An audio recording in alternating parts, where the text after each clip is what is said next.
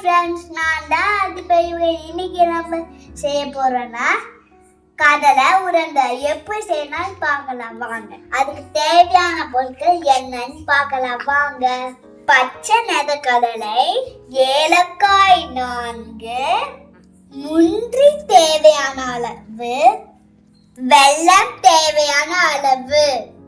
கடலை உருண்டை எப்படி செய்யலாம்னு பார்க்கலாம் வாங்க. பச்சை நிலக்கடலை வறுத்து தோலை நீக்கி கொள்ளலாம்.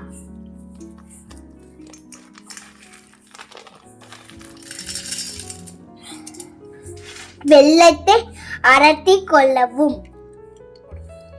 ஏலக்காய் அரைத்தி கொள்ளவும். அரைத்தை கடல மாவு முந்திரி சேர்க்கவும். பொரித்த வெல்லத்தை சேர்க்கவும். நெய் தேவையான அளவு சேர்க்கவும்.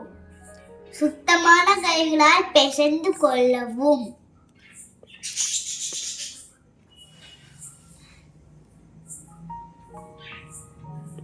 அவ்வளவுதான், நிலக்கடலை உருண்டை ரெடி.